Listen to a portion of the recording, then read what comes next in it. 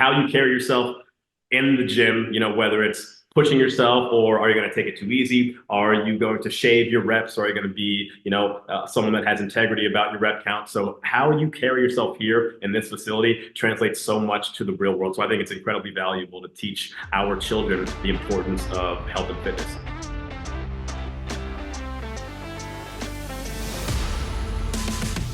Are you ready to become the dad you were meant to be? Good, because this is the Epic Dad Legacy Podcast, where imperfect actions are better than perfect ideas, promises kept are more important than promises made, and nothing happens unless you make it happen. My name is Drew, father of three, and founder of the Epic Dad Company. My mission is to help dads up their game and become the husbands, fathers, and men they are called to be. We need epic dads now more than ever. And it is your responsibility and obligation to become the best father you can be and show your kids what is possible. Listen in for weekly tips, strategies, and actions you can take to go from average dad to epic dad. Thanks for listening. Now let's start the episode.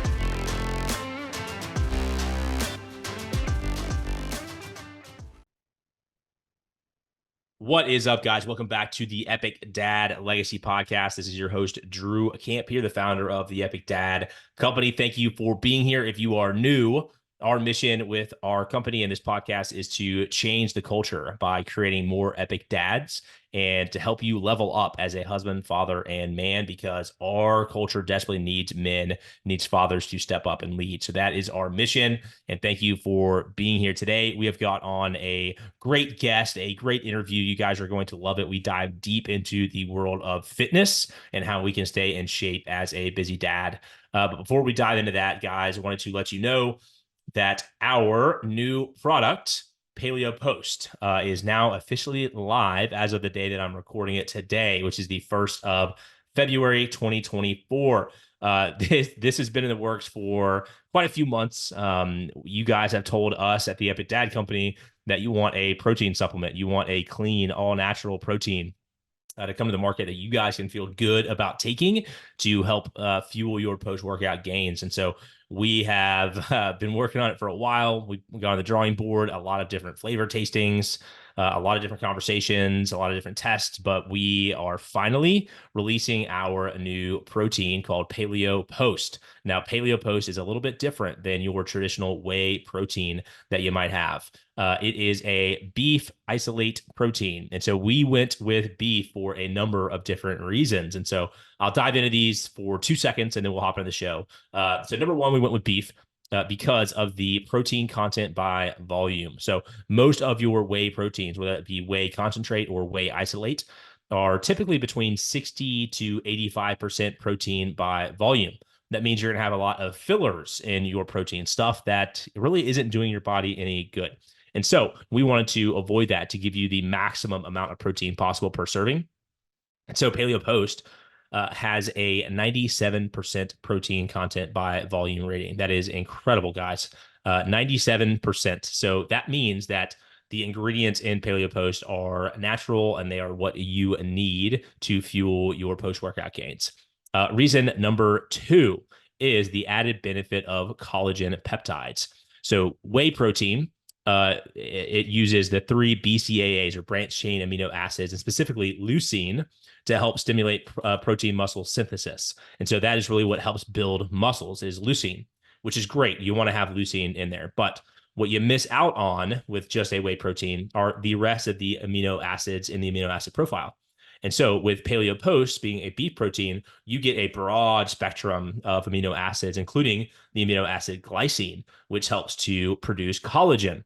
And so collagen is this amazing thing that is going to help you repair your joints, repair your ligaments, repair cartilage, all stuff that us dads need that are getting up there in age a little bit, probably older than 30. And so our joints start to hurt a little bit, right?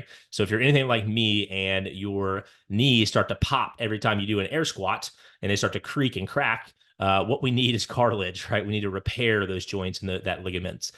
So you get the added benefit of collagen peptides in your protein as well. And then lastly, the third reason is whey protein can be a little bit tough on the stomach because it is lactose based.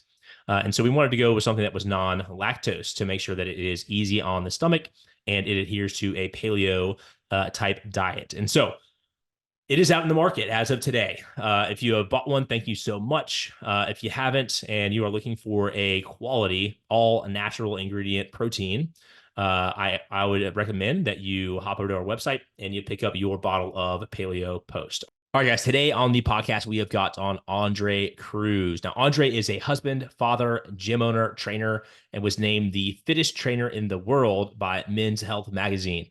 I connected with Andre after seeing a video of him deadlifting way more than I can on the internet. But what really piqued my interest is how he is using fitness as a tool to help him become a better husband and father.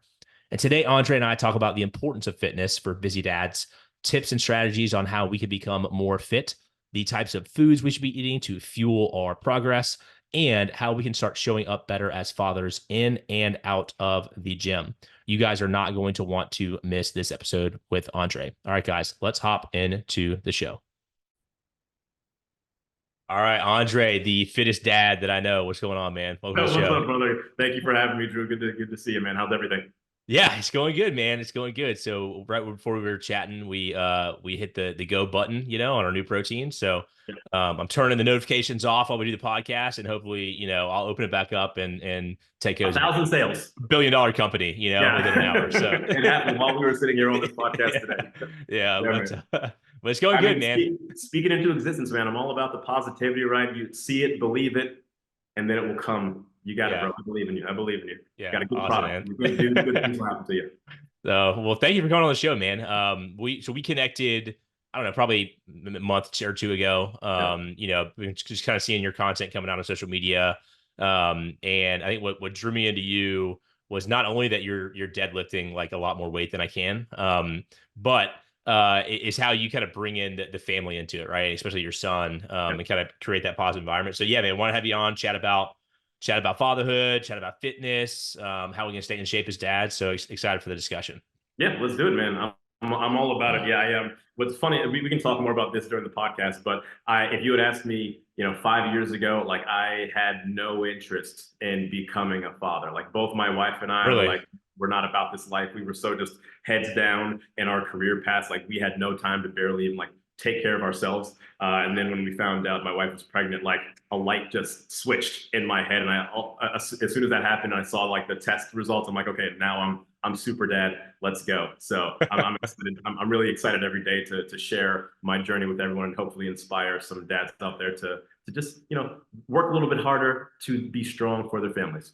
Yeah. Well, good, man. Well, we'll start by just kind of telling folks that don't know you, who you are, what you're up to, what you're doing like now. And then I want to back up and kind of go to that moment you found out you were a dad, kind of what shifted for you. Cool. So I'll give you my life story. I'll try to do it in like 90 seconds. So originally born in DC, grew up in Virginia, got my degree in finance from the University of Pittsburgh, started working in banking. I loved the paychecks. I hated the lifestyle. I found myself surrounded by men and women who could summate their entire life's work in one sentence. My name is so-and-so. I went to this university. I've been at the bank for 20 years. I have 2.5 kids and a lot of money, right?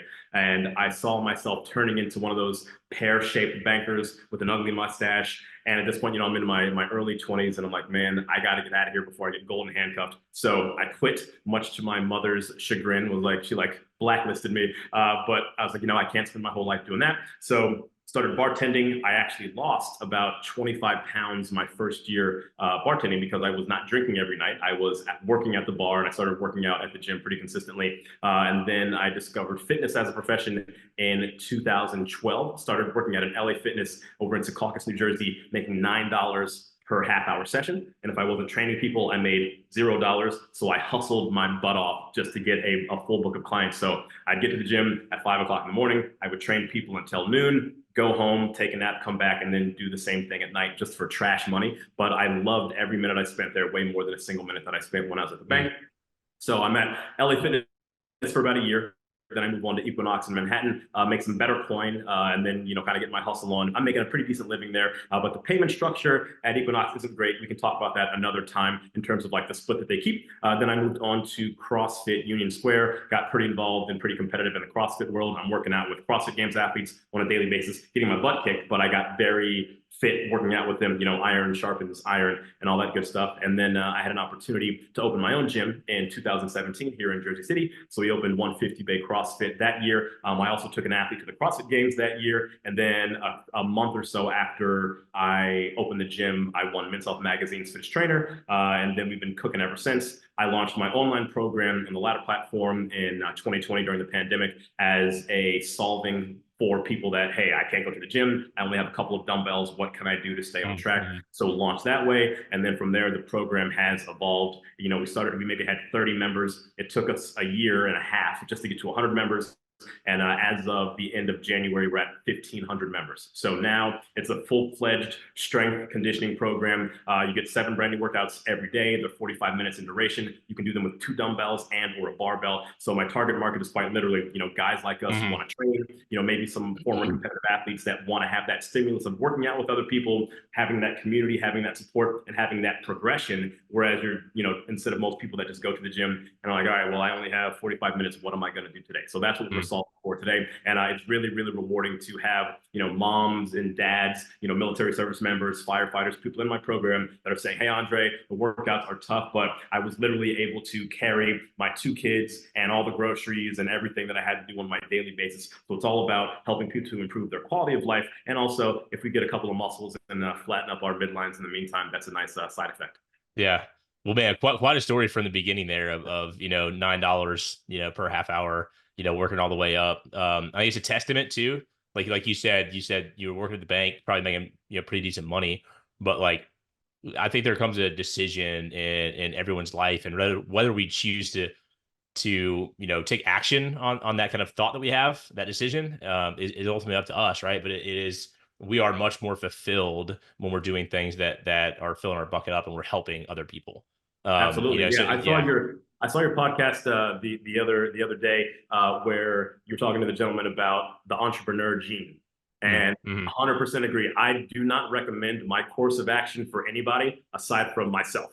Like, I know that I could handle it. I know that I could, make not a lot of money and figure my things out along the way. But like, you have to be built different to abandon a high-paying salary and jump into a field where you're not going to be potentially making any money at all. Here I am 12 years later. I'm just now starting to make good money, and everyone sees the tip of the iceberg. They see the following on TikTok, they see the following on Instagram, but they didn't see the literally years, decade and a couple of years of, posting every single day, getting up at 3:30 in the morning, working until the cows came home and all that stuff. So it's a journey, man. It's a journey. Yeah. I think we oftentimes in a social media world, right? We do that. We jump to conclusions that like, hey, this person that's successful, like it's an overnight success, but like, and it's just because of that. It's social media. That's all you see is the wins, but and regardless of what like profession you're in, even if it, if it's a 9-to-5 job or whatever, right, or a career,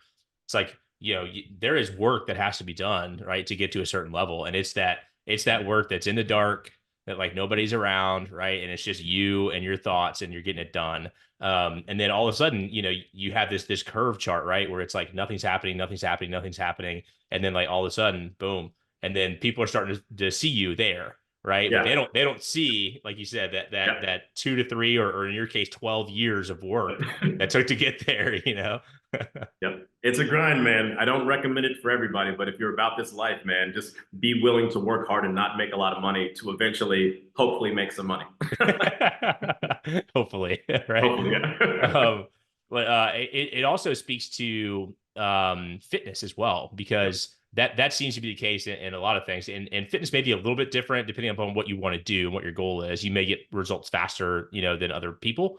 But it's the same thing. It is the putting in the work, putting in the consistency day in, day out, when you don't want to, right? When you're not feeling like going to the gym and you still go, that ultimately drives that success. So as that success curve starts to go up and people look at you now and they're like, holy crap, Andre, like you have all these abs and muscles and stuff. And, it looks like you just have it going on.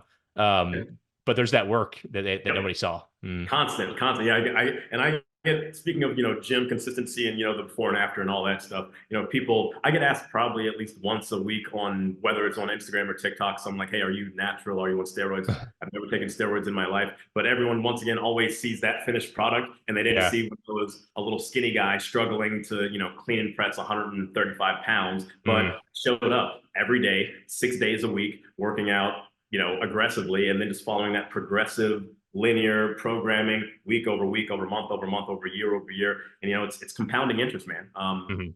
Lifting weights and training is so much like investment. In the very beginning, and you have to take that money, you have to put it somewhere. You're not going to see it for a long time, but let it grow, and then over time the gains will be real. I think everyone kind of wants to seek that, what's going to get me the fastest result immediately, whether it's in their fitness or in their professional career. But sometimes you have to take a step back and go slow now so that you can go faster much later. Yeah, you have to build the right foundation, I love you talked about your programming is a little bit different in that you could do it with like just dumbbells and stuff, right? Which I think is really, really cool. Like I love doing that. Like I go to a gym, I lift, I do CrossFit, all that stuff, right? But like what's nice is at the house, if I can have something that, literally is just a couple of dumbbells and I can get done in 20, 30 minutes, as opposed to spending like 2 hours at a traditional gym or whatever. And I think we have this mindset as dads, that we're still trying to lift weights and get into shape like we were when we were in our early 20s before we had kids. And I think, you have to, come to the understanding that like that worked then, that's not going to work for your lifestyle now. All right. Like as a busy dad, especially with young kids, you're lucky if in the day you can find 20, 30 minutes to go work out. And that's just what it is. Right. Unless, there's a argument you made for this too, unless you wake up at 4 a.m. and go, right. Which you can do that too. There's multiple ways to skin a cat, but if you're looking for something to where you can still get maximum benefit, for not a lot of time investment, like that's the way to do it. Like you have to shift the way that you're looking at fitness, Yeah. And I had a conversation with, some folks in my group about that just the other day, where I don't ever need to PR my bench press again. Like there's no benefit for me doing that aside from, potentially busting up my shoulders.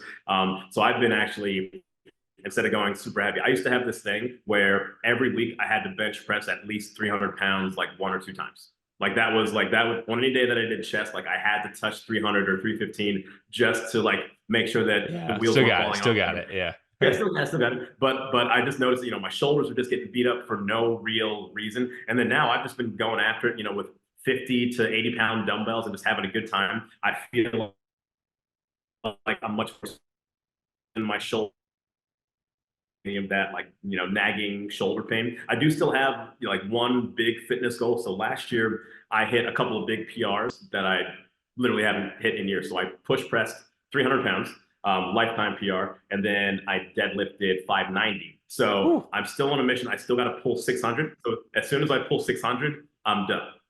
That'd be lifetime PR. So, yeah. Well, what's funny is I thought there was 600 pounds on the bar, but I did the math wrong. And like I'm celebrating like I won the fucking Super Bowl, and then I counted. I'm like, shit, it was only 590. So yeah, like the judge comes over. It's like that's not what you think. Sorry, sir. Yeah. So, but no, the 590 it came off the ground quickly. So I'll pull 600. I think at the end of our next training cycle. Okay.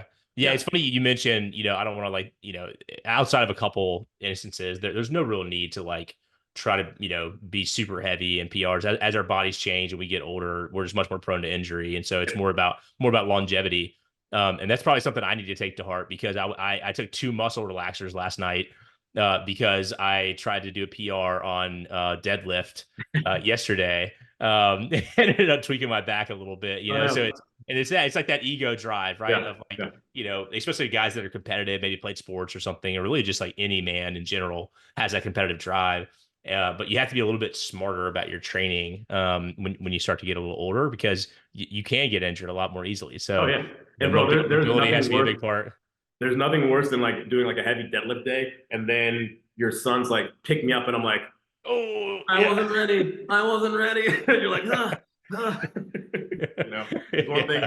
when you're a young single guy and you can like, go and crush your body and then you can just be horizontal for, the weekend because you don't have anything to do aside from going out and having fun with your friends. But when you have to be up at 4 or 5 o'clock picking up kids, chasing them around. I also have two golden retrievers. You can't break yourself in the gym for your ego. Yeah. Now, how old is your son? He just turned 21 months. So yeah, he'll Okay. be 2 years in at the end of April. Okay. Yeah. Awesome, man. How have things changed in your world from a fitness perspective since you've had him? Yeah, so let's see. When he was first born, kind of like you said, the first 2 weeks, if for anyone that's a new dad or mom, like God bless you, because the first month you're like, what the just happened to me? So I remember we get back from the hospital, and I think it was maybe 2 days after we're back from the hospital, and I'm like, I talked to my wife, I'm like, hey, are you okay? Can I run down to the garage and work out for like 20 minutes? And she's like, you're fine. He just went down for a nap. You're good. So I went down to the garage. I did like some sandbag squats, some alternating overhead dumbbells, and some Bulgarian split squats. I worked out for like 15 minutes and it took me like an hour to recover.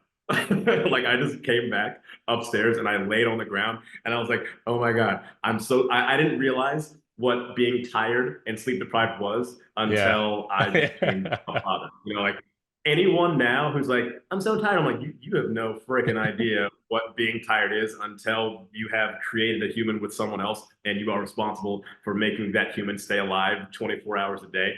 So I'd say that was kind of the main shift in the beginning. And as I'm sure that children are on a non-linear progression in terms of their sleep. So sometimes good, sometimes bad. You might think that you're out of the woods for a little bit, but then they'll throw a curveball on you. So I think the main thing that I've had to do mindset wise is once again be okay with not being my strongest Mm, or highest endurance self on any given day and just being okay and showing up and just putting in the work, even if I'm only lifting, 60 to 70% of what I know that I can physically lift. Not that mm, I'm going to any given day trying to PR or anything like that, but for me, the focus has been on moving safely, moving soundly. Like I always want to be able to move 80 to 90% of my one rep max and make it look and feel good. I'm not necessarily concerned about hitting any super big, crazy PRs. I just want to be physically strong, mentally strong, so that I can get back to my family and take care of all of them. So that's been the big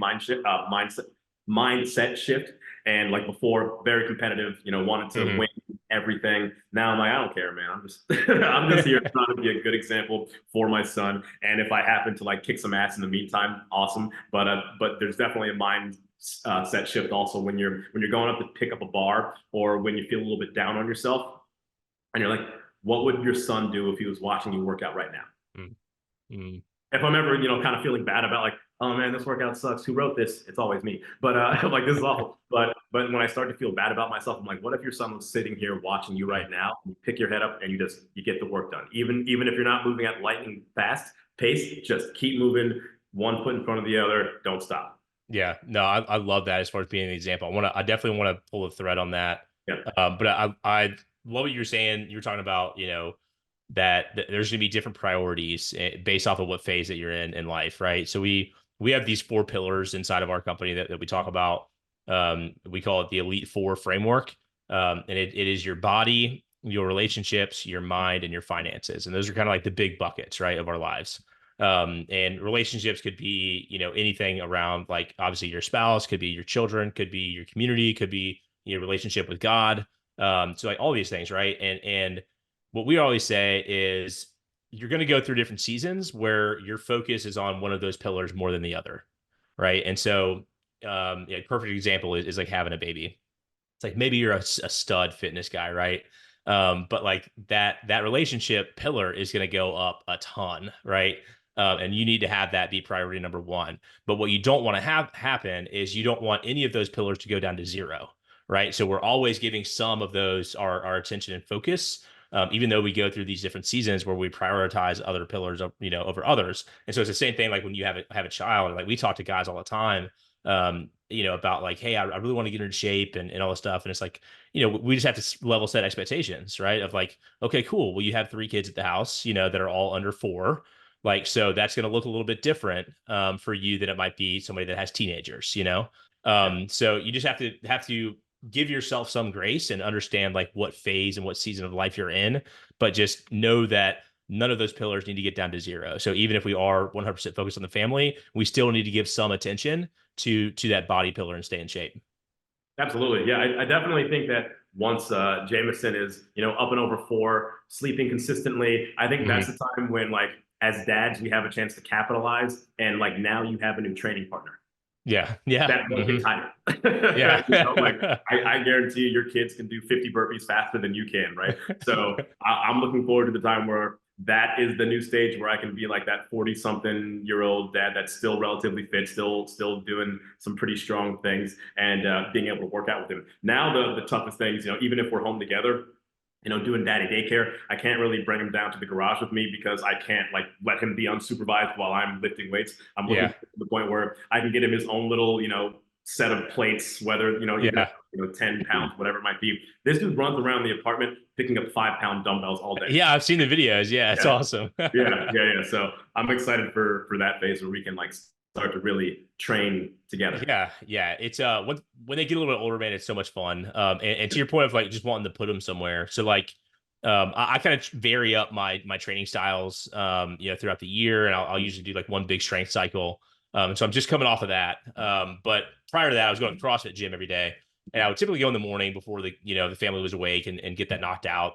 But every now and then I would wait till the afternoon because I like to bring my son, who's about the same age as yours, right? And so we have this giant I don't know what it's called, like a cart or something, a wagon. That's like this tactical looking huge thing that my wife bought. That's way too much money, but we've used it a ton. And so I would just bring his like wagon into the CrossFit gym and just put him in the corner. He's got some toys to play with, and he had never crawled out before, right? And so we are in the middle of a workout, and I'm not paying any attention. I'm like in the zone. We've got the music blasting. I think we are doing like power cleans or something. And then all of a sudden I just hear, "Oh my God." And so Murphy, my son, had tried to climb out of the wagon, did like a front flip and Oh like my landed God. back. And I was like, "Oh my God." And I'm like, "Okay, well, I guess that's not an option anymore, right? I can't just like put him in the Yeah. wagon." So it's and also we hear about like, well, I can't work out because I have kids, or like, they get in the way and stuff. But like there are things you can do and you can alter your training style so they can be present. Yep. And like that's one of my favorite things to do is in the garage gym is like have my girls out there with me. Um, and I'm not gonna like tell them what to do, like, hey, you need to do, 20 sets of push-ups or something, right? Like I'm just there and they're present, right? They're observing, they're watching dad, and they pick up on things. And what's really, really cool, man, is every now and then, like, they'll just start doing burpees or something, right? They're like, hey, I want to do some burpee box jump overs, right? And it's just because you're setting that example for them, right? Of like we are a fit family. This is part of our life, and this is just what we do. It's normal. Yeah.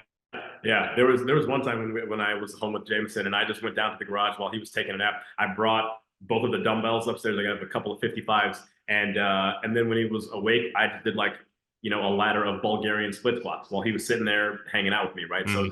there are a lot of different things that you can do with your body without necessarily having to go to the gym. And I think the more that you pattern that for your kids, the more likely they are to be like a healthy individual that has a good relationship with exercise and that wants to become a better person. Because like so much of what we do in the gym carries over to what happens in the real world. How you carry yourself in the gym, whether it's pushing yourself or are you going to take it too easy? Are you going to shave your reps? Or are you going to be, someone that has integrity about your rep count? So how you carry yourself here in this facility translates so much to the real world. So I think it's incredibly valuable to teach our children the importance of health and fitness. Yeah, and I think to model that behavior too, Yeah. right? Because like as our kids get older, the less and less they will listen to what we say, and the more they will just watch what we do and emulate what we do.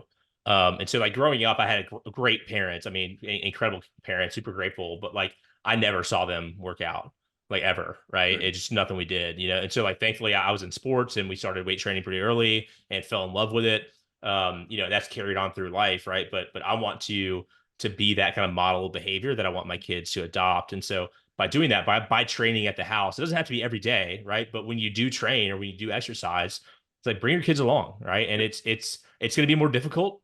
It's going to take longer, but like that's part of the process to teaching your kids and really pouring into your kids. Yeah. My father, I love my parents. They're freaking fantastic. They've been married for I don't even know how many years at this point, a long time. I'm number two of four kids, and so my dad just had to work all the time. We lived in the suburbs of DC, so he just worked his butt off. So he would get up in the morning, drive up to DC, spend an hour and a half commuting, and then he would come home.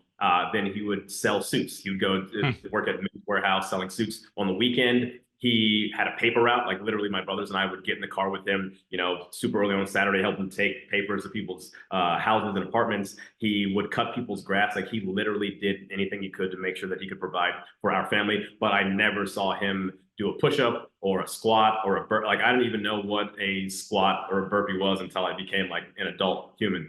So I will not fault him for that because his priorities are way out. But I think about, in terms of athletic potential, if my father was someone who did exercise and if I saw him doing it on a daily basis, I would have adopted that a bit earlier. I mean, I didn't start my first squat program until I was a 27-year-old man, right? Mm-hmm. Like imagine if I started squatting and learning the technique when I was, as soon as I could walk. I could be a potentially superhuman athlete playing in the NFL or some kind of stuff like that. So I definitely think that outliers can be created by their parents giving them at least the opportunity to try.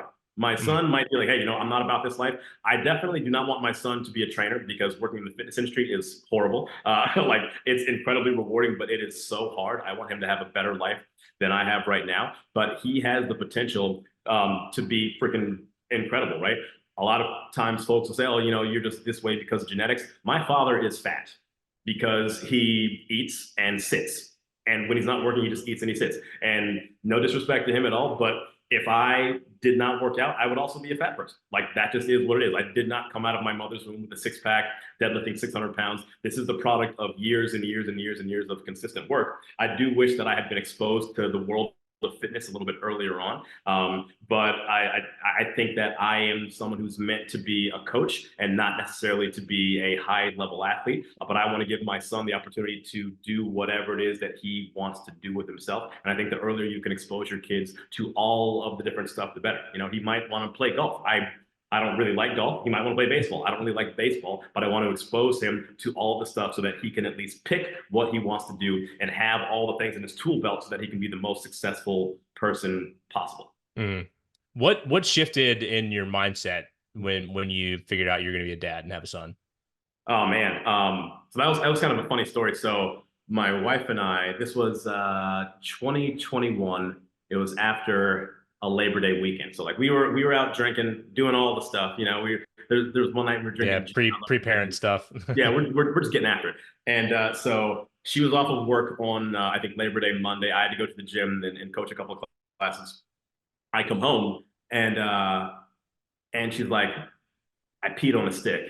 And I'm like, what the fuck? Like I was not expecting this at all. And she's like, I peed on a stick and I can't look at it. And I'm like, okay. So I go to the bathroom and it's one of those pregnancy tests that wasn't like, it's not like a good one. It's one of those that you just have in case anything goes sideways, one day. And so I'm like trying to decipher the hieroglyphics and I'm like, did I win? Did I lose? I don't know. But then as soon as I kind of put two and two together and piece it all together, I immediately felt a sense of warmth and calm and happiness.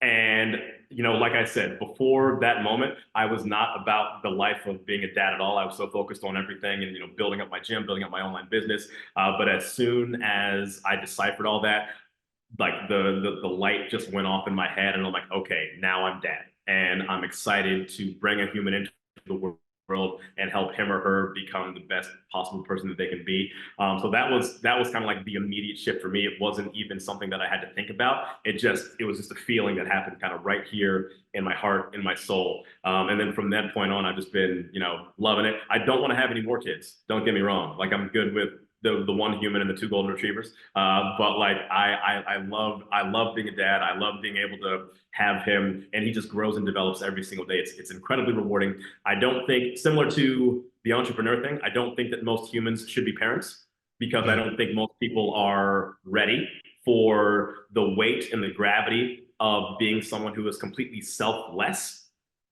Because that's what it takes to be a truly good parent. I think most people who are screwed up in the world, it's because either their mom or their dad or some combination of the two didn't do them justice. And I think that if more people gave pause to when they decide to have kids, or whatever birth control methods that they use, I think that the world would be a slightly happier and less conflictual place with people who are kind of insecure and not really know where they're going. I think that's where most people go wrong. So when they don't have that solid foundation of a mother and a father who are loving them and showing them positive affirmations and leading by example and all that stuff, so they start to mirror stuff that isn't necessarily positive, and that's where junky human beings come from. So I think most people should not have kids until they're ready. You always hear people say, "Oh, you're never going to be ready. You're never going to be ready." I disagree. I disagree 100%. If my wife and I had our son 5 years ago, there is no chance that I would have my online program today, like, period. There's no chance that I would have been able to do everything that I needed to do at my gym. Because for the first handful of years, pretty much the first 6 years we were open, I had to open and close the gym almost every single day. If I was a new dad, I physically just would not have been able to do that. The timing of which we had Jameson, I was in a position where I still had to open the gym a few days a week, but I didn't have to close the gym because I had a staff in place. And then now I'm at a point where I'm only having to open the gym on Mondays and on Saturdays. So I can really spend more time with him, developing him, and putting the other time into my online program. And once again, like, financially, 5 years ago, I was not in a position to really help support another human being. Like, right now, I'm literally able to afford daycare for my son because of my online program, right? So I do think that there is an appropriate time to do it. And if you can plan it, obviously we didn't plan having Jameson, but we were definitely in a good financial position. And I think that if you're with your partner, whoever it might be, and you have the opportunity to plan it, I would say, like, wait until you're both straight financially, So, because if you have to worry about putting food on the table, keeping the lights on, keeping a roof over your head, you're not going to be as present as a father or a mother as you could be. Whereas if, like, you're okay, then everything gets a little bit easier, because parenting, incredibly hard. In the best of circumstances, it is the hardest job that you will ever have. But if you are not in a good position in your career and in your finances, it's going to only exacerbate that entire situation. And then, there can become things where you become resentful of your child. I know when I was at the bank, I knew plenty of guys who, their wife was their best friend until they had kids, and then they started conflicting, and then, a couple of years later, they end up getting divorced. And I think there's this kind of a mismatch of where the mom and the dad were in terms of how they wanted to raise the kid. But anyway, that was kind of a long digression. But I think most people aren't ready for this, and I think people should really just wait as long as you can until you're, like, really in your groove as a human being, because the more happy and the more positive you are about your daily life, the more you're going to physically be able to exude that and be that present person for your kids. Yeah, I'll contrast that a little bit. So I have a little bit different feeling about that, and that's fine. Yeah. Is I think, like, yes, I think you should be financially ready to bring a child into this world, right?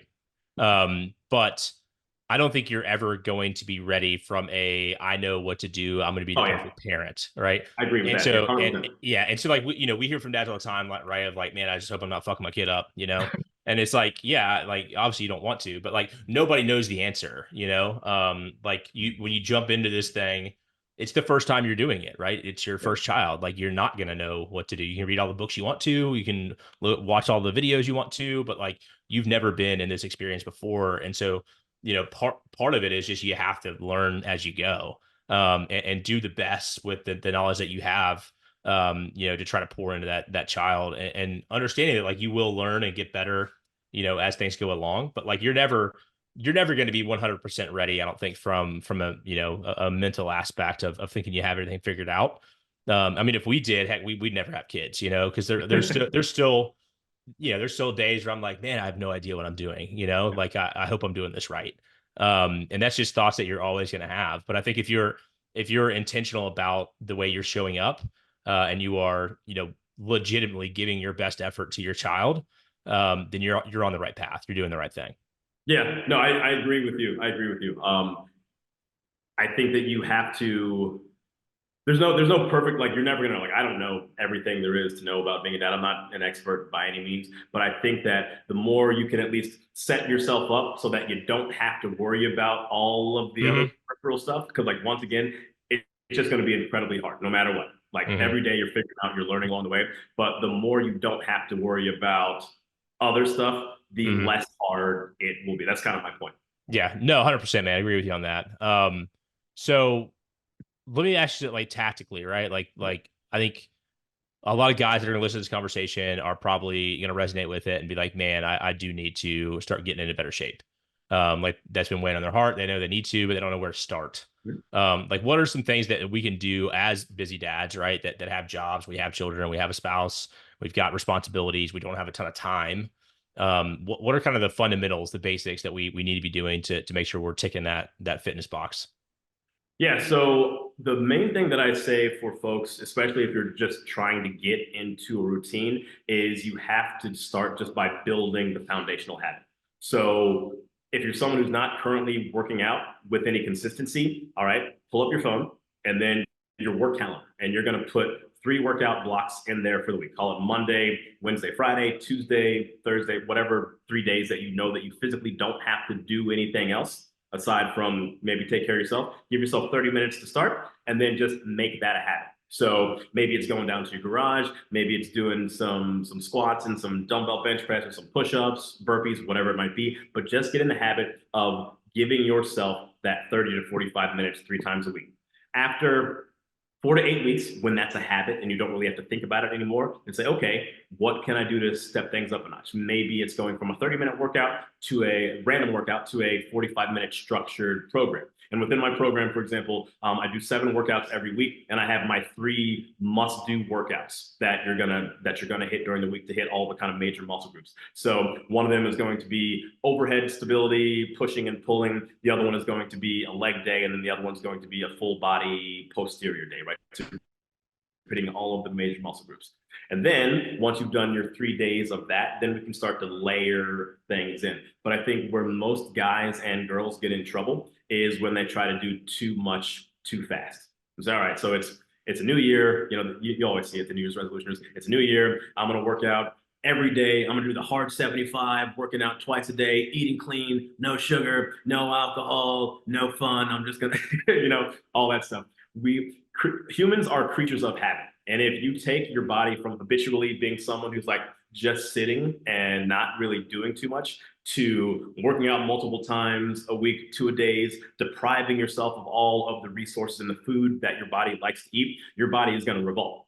Your body's gonna be like, nah, bro, I'm not about this life. You might see some quick results within the first couple of weeks because you're literally depleting yourself of everything that you normally would do. But as soon as you add back in that bread or whatever you've completely restricted from your diet, then you're just gonna gain all that weight right back. So I think the key for guys that are getting started is make it simple to start and reward yourself and celebrate yourself, all of the little things that you're doing. So, hey, I worked out 3 times this week. High five! I'm gonna reward myself. Have a beer on Friday night, whatever it might be. And then once you add that 4th day in, cool. Then the flywheel really starts to moving, and then it becomes what I like to call a virtuous cycle, where you see yourself, you're getting stronger. The workouts are not that they're getting easier, but you're able to do more in the workouts in less time. You're able to move more weight. You're feeling better about yourself, and then you want to eat better because you know that Hmm. it took you, 45 minutes of busting your butt in the gym to burn X number of calories, especially for folks that wear all the wearables. It's very disheartening to think about how many burpees it takes to like consume a single beer. Yeah. Like I like Yeah. IPAs, I like whiskey. To think about how many burpees I have to physically do to negate a single IPA, it's Yeah. it's It soul doesn't it crushing, doesn't right? seem So fair. Yeah, it doesn't seem right. fair. Yeah. So when you think about that stuff, that virtuous cycle starts to spin. Like, okay, well, I don't want to be drinking. Yes, I'm still going to have my drinks, but I don't want to spend all weekend, putting down a case of beer and eating fried food all weekend because I know how hard I worked to stay on track with myself right now. So, once again, start small, build a foundation, and just slowly layer things in. Start to clean up your diet a little bit, but it doesn't have to be anything drastic. The main advice I give people for dieting is don't eat like an asshole. Like you know that you shouldn't be having McDonald's every day. You know that you shouldn't be having fried chicken every day. Yes, we're gonna have those, once a week as our cheat meal, and also get that like cheat day out of your mindset. It's one thing when you're a 20 something year old and you can literally just like go to town and like drink, eat all day. If you do that as a 30 something plus year old dad, you're gonna that's gonna sit on you for a solid 7 to 14 days after the fact. Right? So once again, like layer it in and then start to add in little baby steps, and then make your body okay with the process instead of going from 0 to 100 real quick.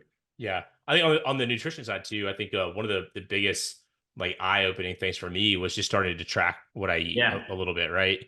Totally agree. Like I think going too strict is going to have a negative effect because then there's always gonna be a bounce back period.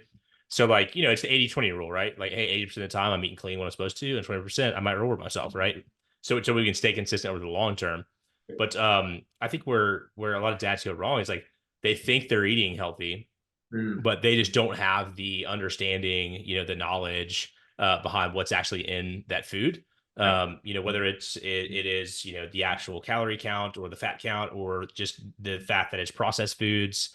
And so once you start to understand what you're actually putting in your body and what effect it has on your body, then I think you can come at it from a different perspective and a different angle. Because you might be like, hey, I'm going to Subway every day and getting a 6-inch That sub. used to be I'm me, I'm bro. I'm healthy. I'm healthy. Bro, I shit you not. When I worked for the bank, I ate at Subway every day because I'm like, yo, Jared, he lost all Yeah, that it's weight eating healthy, Subway man. every day. So yeah, I would get a foot long chicken bacon and ranch every day, and I'm sitting at my desk like, I'm eating healthy, man. I'm eating healthy. Yeah. Put down a fucking foot long of bread. Yeah, that's probably like 1,400 calories, Yeah, like 60 grams of fat, and just like all carbs. yeah, yeah, all that Yeah. stuff. Yeah, it's crazy. And so like I think just having a base understanding, a base knowledge of like what are macronutrients, right? Like how many, calories come per each macronutrient and how does my body react differently to carbs versus fats is going to help you just have that baseline understanding of being able to look at a food, understand, what it is made of and how it's going to impact your body. Like that's going to help you make different decisions. And not that you need to be 100% strict with it. Again, it's kind of the 80-20 rule, but having that knowledge is going to allow you to make it the right decision. Because I'll tell you right now, like we have these things that my wife gets from Costco or something, and they're incredible. It's these little like Aussie bites. It's like rolled oats and stuff. It's got like, raisins and stuff in there. And like just by looking at that, you'd be like, man, that looks healthy, right? Like I should definitely eat that.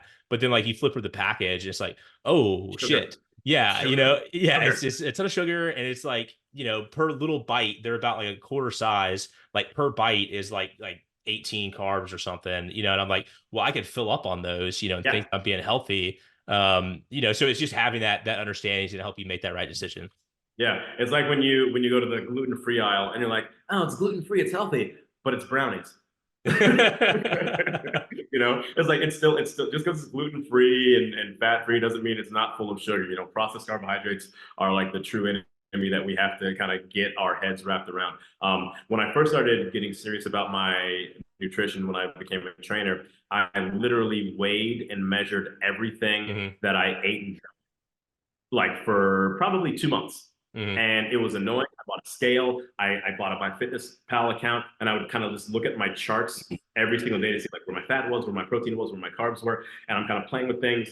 I'm tweaking. All right, I'm making notes of how was my performance that day, how are my energy Hmm. levels, how am I able to do what I want to do in the gym, because I've tried all the diets. I've done the keto, I've done the no carb, I've done the paleo, I've done the bodybuilder's diet, and all of those had things that I did like and all the things that I didn't like. And I was able to find something that worked for me. So, any dads out there that want to really figure it out, you just have to put in that sweat equity and figure it out yourself, because everyone's body is going to be a little bit different, especially Hmm. based on whatever your goals might be. But if you can get in the habit of actually just measuring everything that you put into your body, even if you're not using a scale, MyFitnessPal has been around for so long now that you can literally just like scan things in and Hmm. it'll populate for you. So a lot of Yep. the guests out of it.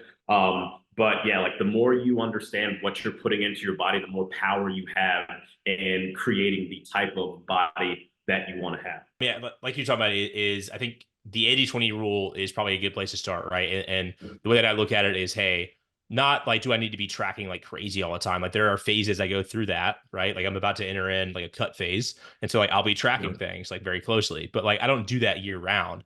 And so if you take the approach of, hey, I want to, be on a nutritious diet 80% of the time, I think you're heading in the right direction. And then also is, hey, can I have 80% of my food come from actual real whole food? Right. As Hmm. opposed to processed carbohydrates, processed sugars, all these things that you pick up on the middle of the grocery aisle, Yep. right? Is, hey, walk the edges. If you walk the Yep. edges of the grocery aisle and pick up your food from there, then you're probably in a good position. Yeah, that's a great thing I tell folks all the time. The perimeter of the grocery store, if it's refrigerated, you're Mhm. good. If it has an expiration date that is not within Right. this calendar month, you Yeah. probably shouldn't be putting it in your body every day. Yeah, it lasts for 3 years. Yeah. Well, Yeah. there's probably Oh, this something is in still good. there. Yeah. Yeah. And like 2027. Okay. yeah. Like I said, and it's okay not to be perfect on it, but like Yep. being intentional about the food that you're putting in your body is not only going to make you like feel healthier, right? But it's also going to impact performance. Yep. And that's something Yep. that I've seen too, is like by changing my diet up a little bit, I see how I perform in the gym, how I show up, whether I have more fats or whether I have more carbs, like everything has an impact on how you perform too. Yeah. And also the thing that not everyone likes to talk about is the poops. Mm, okay.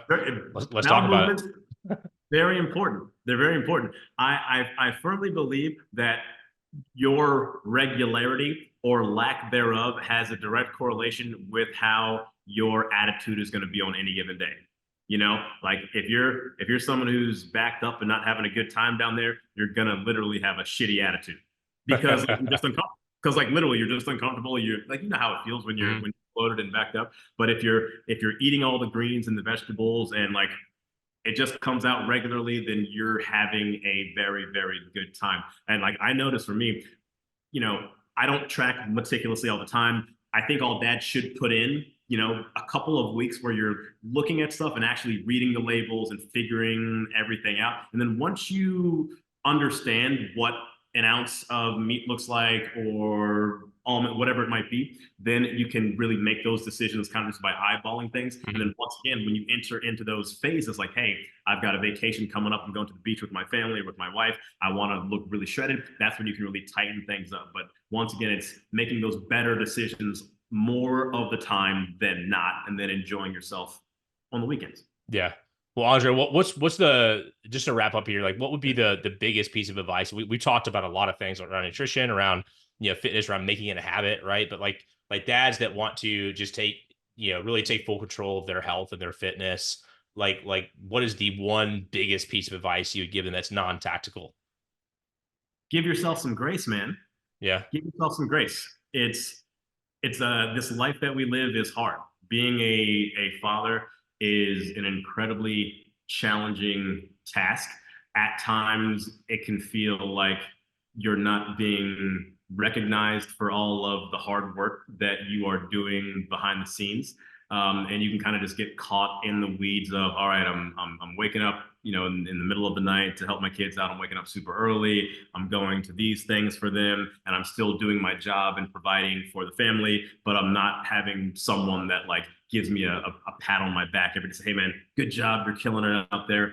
I'm telling you right now, dads, you are killing it just by showing up and being present with your family. You are killing it. So if you're not perfect on any given week, give yourself some grace. If you're not able to get those 3 or 4 workouts every single week, it is okay. But as long as you are in the mindset of trying to be better any given day than yesterday, then you're winning. Take care of your kids, take care of yourself, give yourself some grace when you're not able to hit all of those high markers that you're going to hit. And as long as you have love, dedication to your family, you are going to be successful no matter what. All the other stuff will kind of fall into place, but definitely don't beat yourself up on a daily basis if you don't feel like you're performing as high as you could as an athlete, like you were back in college or any other time in your life.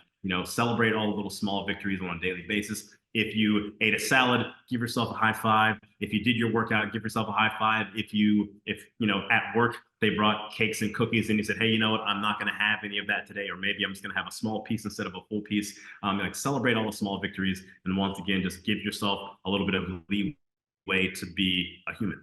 Yeah, no, I love that, man. No, nobody's perfect, right? If we're showing up with intentionality and trying to do the best we can and get better every day, like we're on the right track, So, well, Andre, thank you so much for coming on, man. I think, guys, are gonna get a ton of value from the conversation.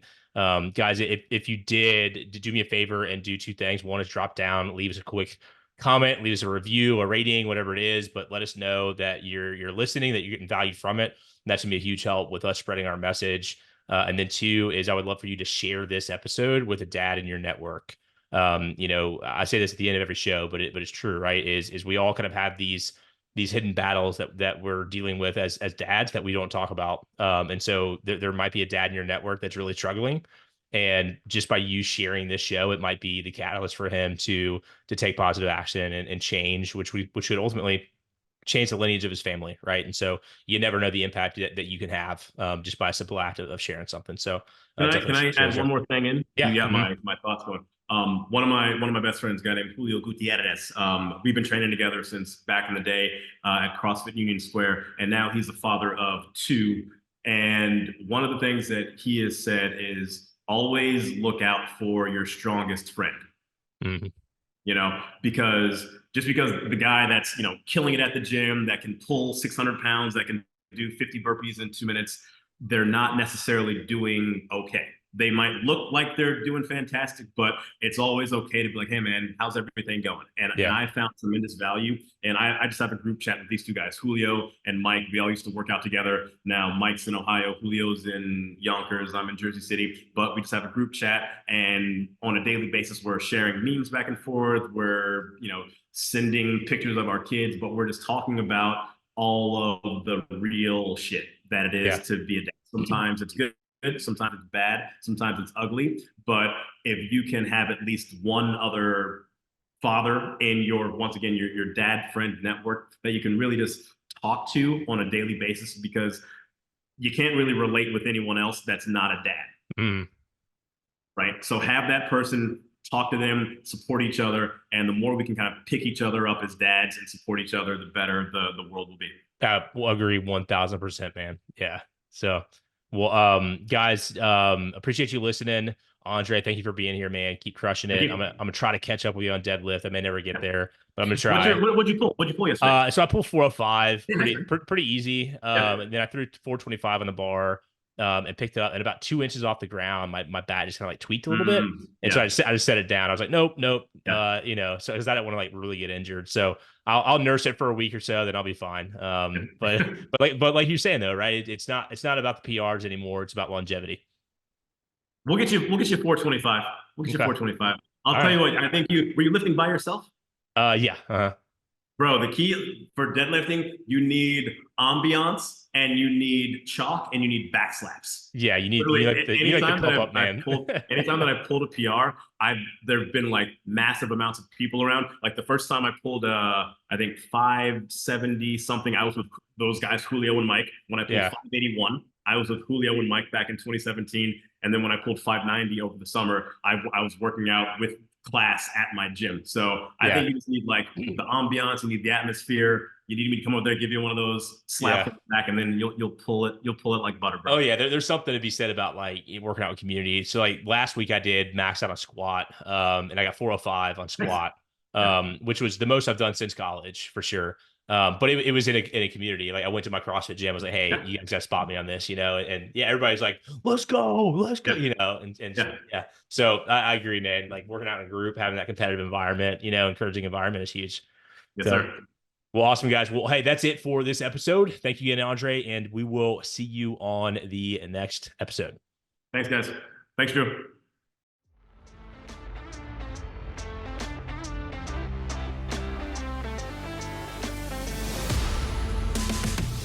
Thank you so much for listening to the show and supporting our mission to change the culture by creating more epic dads. If this message resonates with you and you're ready to start becoming the husband, father, and man that you were called to be, I'd like to invite you to do two things. The first is to join our free online community called the Epic Dad Crew. Inside the crew, you will get access to resources, workout programs, courses, community, everything you need to start leveling up as a dad. We are not meant to be lone wolves. We are meant to be part of a tribe, surrounded by men that will challenge us and hold us accountable to living as our best selves. So hit the link in the description of this episode and join the Epic Dad Crew today. And if you are ready to accelerate your results and create massive change in your life, I'd like to invite you to join our 90-day Epic Dad Accelerator. Our goal with the accelerator is to help you create an unshakable foundation as a husband and a father, build unstoppable discipline and habits, get into incredible shape with a custom workout and nutrition plan, and provide massive accountability to becoming the type of man you want to become. If you are ready to radically change your life as a father in just 90 days, hit the link in the description of the show to learn more and see if the accelerator is a good fit for you. Thanks for listening. Now go be epic.